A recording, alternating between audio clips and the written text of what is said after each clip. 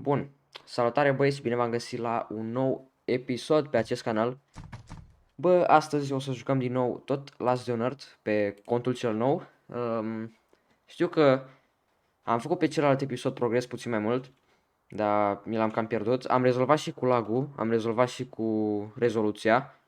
E tot ok acum, e perfect. De acum încolo o să fie live-urile, mă scuzați, episoadele o să fie mai ok puțin decât înainte, era nasoale rău. Bun. Și, bă, în episodul de astăzi vreau să merg în prima pădure, că știu că avem task la Raideri. Da, la Raideri. Avem task la Survival Guide. Cred că o să facem câteva task-uri la Survival Guide astăzi. Și o să mai...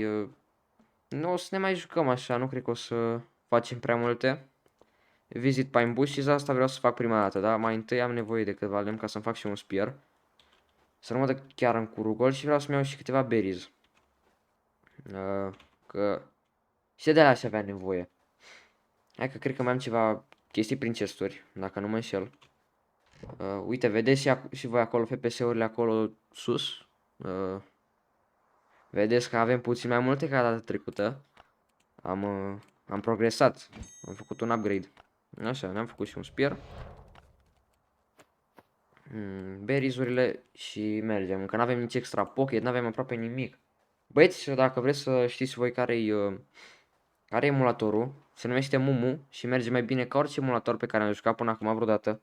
Merge de minim 3 ori mai bine decât orice emulator pe care l-am avut vreodată. După cum vedeți, pe celelalte emulatoare, cum ar fi LD Player, BlueStacks, aveam undeva maxim la 30 FPS-uri și pe asta am 60, între 50 și 60, deci e blană. Contul ăsta o să fie un cont free-to-play, dacă vă întrebați până acum.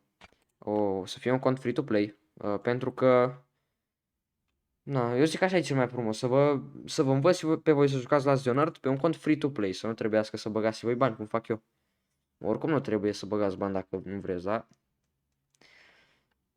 Ar merita la început să la Survival Guide-ul și pass-urile, dar eu nici pe contul mare n-am băgat niciodată bani dacă ați fi vrut să întrebați, că nu mi s-a părut că a avut vreun rost. Da, și nu uitați să lăsați și voi un like, un subscribe și să veniți și pe Trovo să dați acolo un follow. Bun. Survivalul ăsta o să ne dea și nouă niște iteme, o roată, parcă și o bâtă. Da, uitați. Da, și un backpack, nu contează. Asta e codul de la Bunker Alpha. Doar pentru asta am venit aici, am știut că o să primesc chestiile astea. Am făcut primul task la Survival Guide, nu? Da. O să facem și 2 pereți de lemn, o să fie bine, dar eu zic că să facem o pădure la început. Da, la început vă sugerez să faceți doar pădurile verzi, că scoateți cel mai mult profit. Puteți să mergeți în fundul gol, nu aveți nevoie de absolut nimic. De preferat un spear, că na, nu strică un spear, dar doar atât. Ia. Ne ocupăm și de tot ce avem pe aici. Nu știu dacă o să tăiem și copacii, dar cred că nu momentan. Nu cred că are rost acum. Și da, lăsați-mi sugestii de ce vreți să mai facem pe seria asta în comentarii. Hai cu XP-ul, că știți și voi cum avem nevoie de XP. Uitați, fiți atenți, vă învăț un trick. La asta poți să-i faci direct stutter, nu știu cum se numea tricul ăsta. Nu, uite, nu mi-a ieșit. Da, poți să-i faci, fără atașamente, să nu iei niciun hit de la el. Hai să lăsăm backpack-ul, că nu cred că avem nevoie de backpack. Berries-urile le schimbăm cu carnea, să luăm și astea, că e nevoie la început de orice. Mai batem și căprioarele și ce lupi mai sunt pe aici. Ca lupii, credeți-mă că e foarte importantă pielea de la ei. O să aveți nevoie de foarte multă piele pe viitor și farmați de la început. Farmați de la început, că așa e foarte bine. Da. Am dat un hit. Da, pe contul mare am un spear cu range puțin mai mare pentru că am un atașament pe el și nu mă lovesc așa ușor zombie, da? Nu e nicio problemă că pe parcurs o să facem de tot ce e nevoie. Nu luăm piatra că nu avem nevoie momentan. Lăsăm din nou pe auto și Deschidem cutiile, cred că și mergem de aici, că nu mai are rost să pierdem timpul pe aici. Așa. Mai e încă acolo, mai e o căprioară acolo. De la care n-am luat piele și carnea. Așa, am luat niște mâncare aici, ce-i? O luăm pe... A, e fast biter. Nasol așa. Au multă viață și sunt și rapizi. Dacă erau înceți ca și... Dacă erau slow biter, era altă treabă. Îi băteai mult mai ușor. Și stai roaming. Nu e problemă de el. Îl rezolvăm.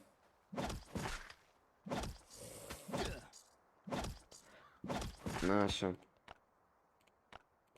Mânca și carnea. Mai lăsăm puțin pe auto, hai să mergem să deschidem cutiile mai întâi și cred că ne ducem de aici. Cutiile rămase, nu mai sunt multe. Mai asta și cred că încă câteva. Na, în fine. Poate găsim aici un C4. Dar nu cred că e șansă să găsești un C4 în zona verde. Doar în zona roșie, de la zona roșie în sus. Dacă există și zona portocalii. Nevermind, nu băgați în seama. De la zona roșie în sus. Da. Nu mai e nicio zonă mai în sus de cea roșie la dificultate, dar m-am bâlbâit eu. Așa. Nu mai avem loc de berries-uri, hai să mergem în Cywolf. Nu, e roaming. Îl batem și pe ăsta pentru puțin XP și plecăm. Da, și seeds-urile sunt foarte importante la început, ca să știți. La început și pe parcurs o să aveți nevoie de foarte multe seeds-uri. De ce aveți nevoie acum la început? Nu știu, să o las tot. La început aveți nevoie de orice. Doar că sunt unele chestii mai importante decât celelalte. Lăsați scrap metal-ul, sau dacă nu vreți să-l faceți metal, lăsați scrap metal-ul, lăsați ball bearings, gold-ul nu luați, e useless, dar dacă vreți să faceți colecție, eu aici nu o să fac nicio colecție, doar un cont free-to-play ca să vă învăț și pe voi să jucați Last Unearth, chiar dacă nici eu nu știu foarte bine. Un prieten de-a meu, Caiușa, care e și el pe Trovo, joacă extrem de bine. Dacă veniți și pe la el pe live-uri să vedeți cum se joacă Last Unearth pe bune, o să vă las un link de la Trovo și când veniți pe live-uri o să vă spun dacă o să veniți. Bun. Lăsăm și chestiile astea, hai să lăsăm pielea, dar nu avem nimic făcut momentan pentru piele. Poți să cumperi și 25 de bănuți. Dar îți trebuie VIP. Dacă ți iei VIP sau ce, stai așa. În ce constă VIP-ul? Cum? Nu o să comparăm, stați liniștiți, doar întreb. Da, lasă-mă să-l cumpăr. Vreau să-l cumpăr, dar nu mă lasă să-l cumpăr. Na, mă rog. Hai să mai uităm la Survival Guide ce task-uri avem. Kill 20 zombie. Trebuia să mor și zombie, da? Hai că facem acum 2 ziduri. Nu contează unde le facem. Facem aici, uite, aici. 2 ziduri, așa. Task completed. Am primit oare un reward la Survival Guide? Da, uite că am primit. Nu o să dăm take, nu o să le luăm, nu știu, până avem nevoie, nu o să le luăm. Ce asta? Un oak handle, am înțeles. Asta un saw hatchet. Bă, sunt atașamente micuțe, dar credeți-mă că aveți nevoie de ele. Eu m-am chinuit pe contul mare să fac rost de long muzzle break timp de, nu știu, timp de un an. Într-un an n-am reușit să iau long muzzle break-ul. Abia acum câteva luni l-am luat. Să vă țineți de Survival Guide că merită. E și de cel gratis, la cel gratis mă refer, nu la cel cumpărat. Dacă vreți să-l cumpărați-l, hai că băgăm aici că o să avem nevoie de radio 100%. Băiatul meu, în loc să stea pe canapea, stă pe jos, nu contează. Opa, ce avem aici? Baxter. Vrea să-l urmărim, cățelul. Hai că facem și un event. Facem și un event mai încolo. Așa. Mai încolo pe episod. Nu-mi găsesc cuvinte, mă scuzați, băieți. Asta e. Nu prea postez eu pe YouTube așa încât să mă descurc prea bine. Dar pe parcurs. Ce e asta? Warehouse. Uite, n-am nici warehouse-ul. Ce e asta? Crash plane, bun. Bun. O să... O să... Mergem să lăsăm toate itemele acasă. Când mergeți la Crash plane, nu luați nimic cu voi. Absolut nimic. Că o să găsiți acolo prea multe chestii încât nici nu o să aveți loc de ele. Dacă vă mai luați și chestii cu voi, nu o să aveți loc deloc. Așa că vă zic să le lăsați acasă, așa e cel mai bine. Și Spear, uite, la Spear îi dau delete că e 3 lemn. Vă puteți da delete la 3 lemn, nu e așa mare problemă. La urmă e lemn, nu e altceva. Și eu zic că suntem buni să mergem, hai.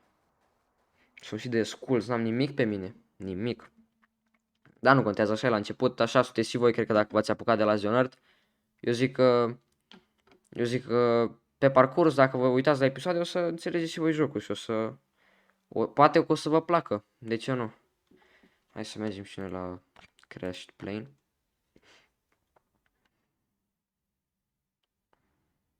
Stați așa că... Stai așa, cum se face o poză pe... Știi ce zic? Cum se face?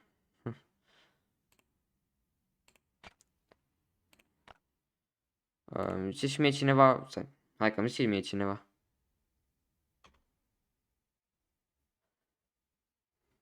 Cum se făcea poză? Lasă, asta e. Bun. De cât timp filmăm? De 11 minute deja. Hai că nu știu dacă avem timp să și luăm loot de la Crash Plane, dar ne grăbim puțin.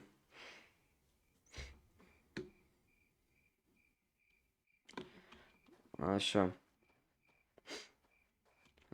Intrăm direct în cutii. Să deschidem tot, că nu prea mai avem timp.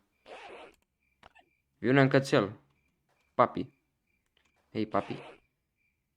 Cum v-am zis, lăsăm goldul. Voi dacă vreți să faceți colecție mai încolo, vă sugerez să luați, dar nu are rost. Și eu am pe contul cel mare gold doar pentru colecție. Eu zic că nu are prea mult rost să luați goldul. Pentru că nu e folositor la nimic. Pe viitor poate că o să fie folositor la ceva. Dacă o să fie folositor pe viitor, nu știu. Dar totuși nu cred că o să fie folositor pentru că se specula că o să fie folositor în multiplayer, când o să se adauge co-op, ca să faci trade cu alți playeri. Dar nu o să se mai bage chestia aia și nu o să mai primim nimic. Așa. Deschidem următoarele cutii.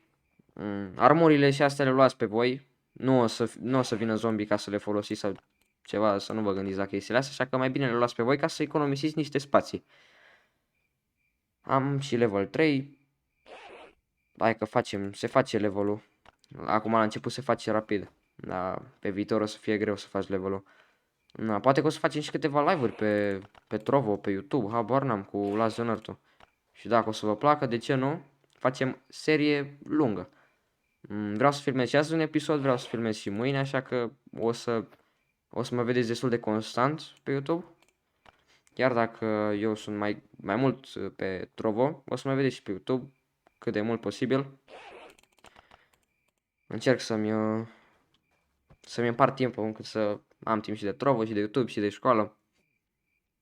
Nu prea mai am eu timp liber, dar bine că mi-ajunge de astea două.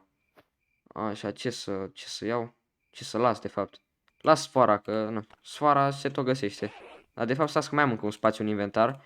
Folosiți și spațiul ăsta, puneți-vă două arme. Că e cel mai eficient. Să ocupați fiecare spațiu din inventar. Fiecare spațiu în care poți să pui echipament. Ca să ai mai mult spațiu în backpack și în pocket.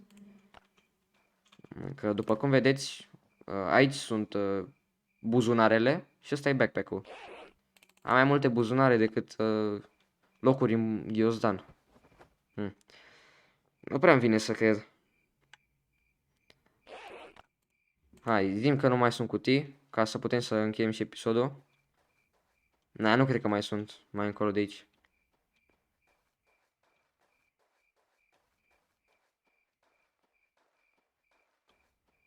Așa, nu mai sunt. Bun. Close. Afară. Afară. Mă băieți, cam atât a fost cu episodul. Sper că v-a plăcut. N-a fost nici muzică pe episodul ăsta. Trebuia să pun puțină muzică. Sper că v-a plăcut. Noi ne vedem pe Trovo sau mâine la un nou episod de la The Nerd. Atât pe ziua de astăzi. Ne vedem mâine. Pa, pa!